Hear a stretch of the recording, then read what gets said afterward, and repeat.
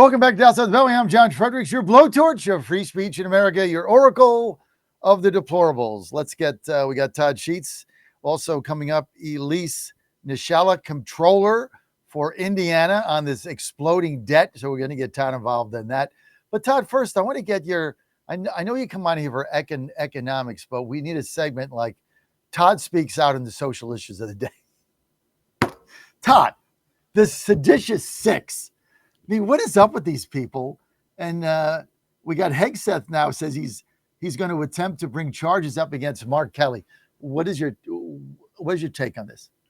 I thought their comments were outrageous.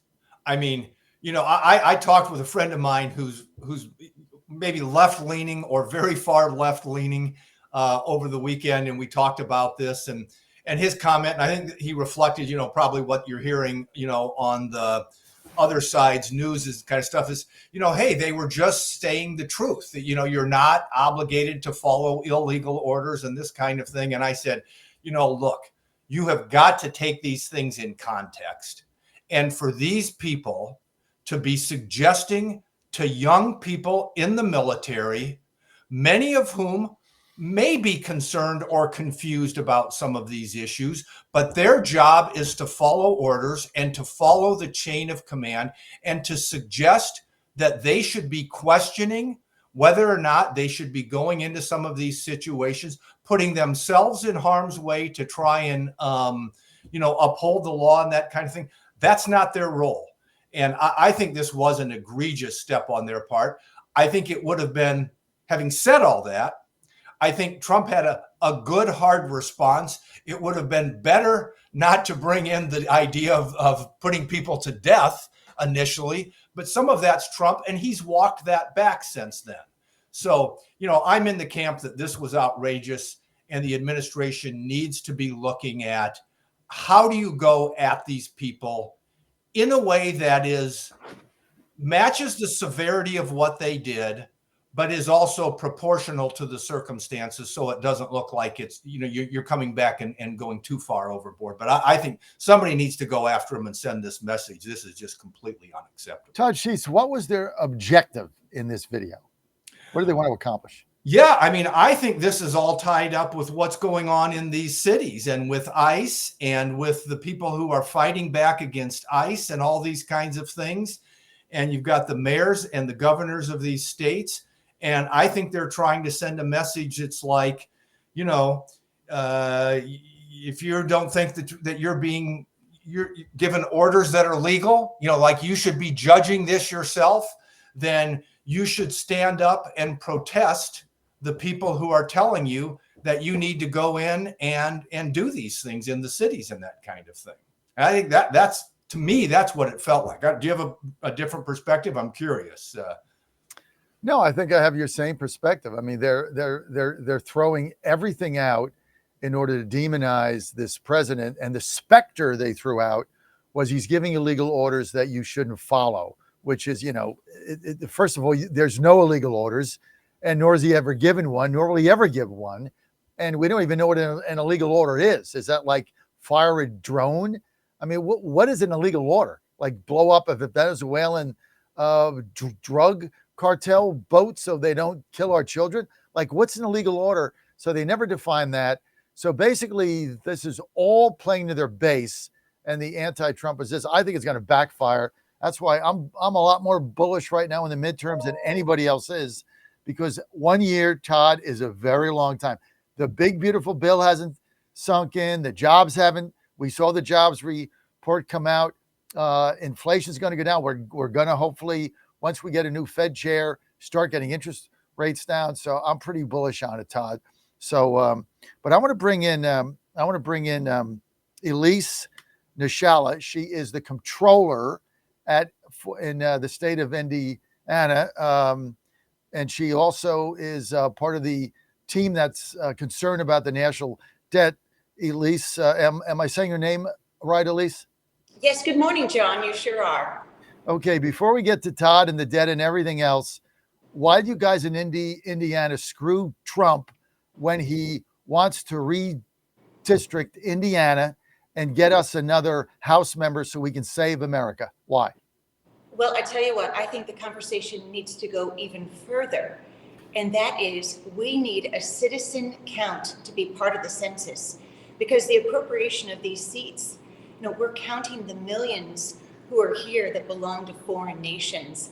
In fact, personally, I have two neighbors who bought their homes sight unseen from California, and Northeast Indiana is experiencing a vast amount of inward migration from Chicagoans fleeing, coming to the land of milk and honey. So, states like California and Illinois surely are due to lose seats, and states like the great state of Indiana posed to gain. Well, why did the state Senate block the White House's initiative to add a seat that would be guaranteed a seat for us? Those are conversations that are going on in the floor above me here in the Indiana State House, and I've certainly got a front row seat to those negotiations. But this is a serious conversation. We've seen Democrats who have redistricted every season between censuses to their advantage. So we are operating at an unfair advantage at this point as Republicans.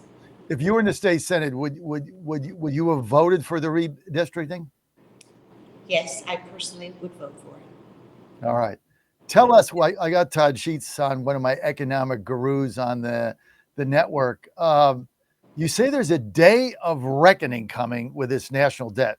Elaborate.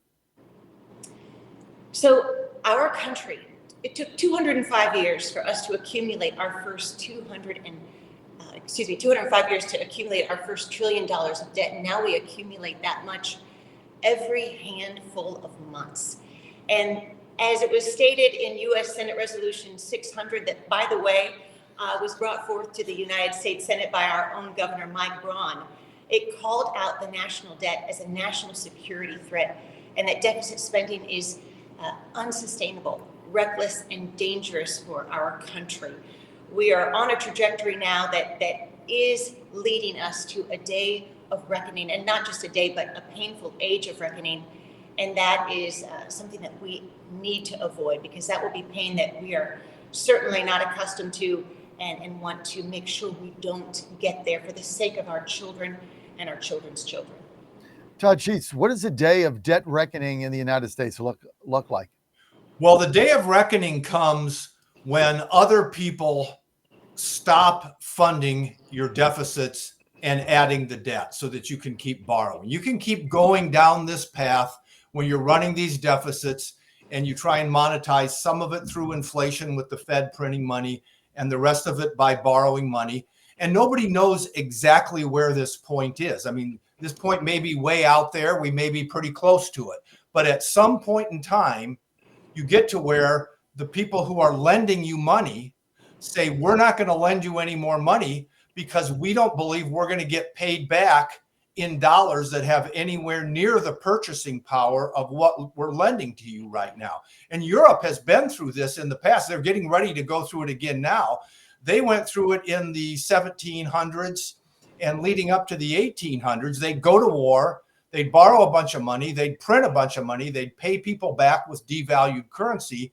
And finally, Great Britain realized, we need to do something. And they created the gold standard to prevent themselves from doing that. And it was incredibly successful throughout the 1800s and into the early 1900s. The only reason that we went off it is because those European governments went back to war with each other, and they all engaged in massive deficit spending to fund the war and borrowings.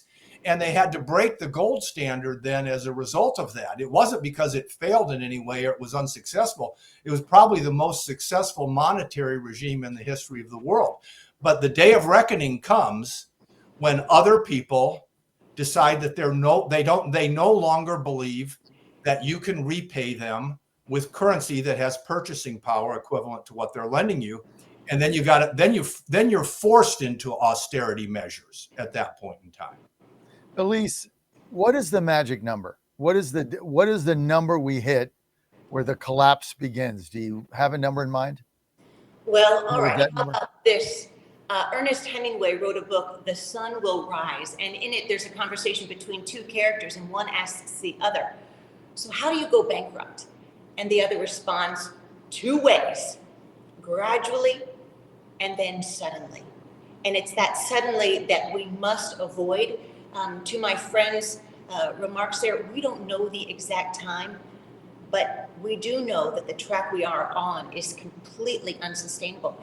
And we are going to start feeling some serious pain, in addition to inflation and higher interest rates, come the early 2030s, when Medicare and Social Security are set to become insolvent. You know, it's interesting you said that you take that Ernest Hemingway, having been someone that has gone through bankruptcy, homelessness, both my business and personally, I would agree with that. It comes gradually and then it's one day. Everything is gone. It's just, you just wake up and it's gone. And so I would agree with that assessment. It's kind of, that's where we're heading. So what do we do? Stay with us another minute, as I want to get your solutions to how we solve this. Also, we got Casey Crosby coming up from the Republican National Committee, Vice Chair. So we're going to have a three set here. Guys, hang in there. We'll be right back.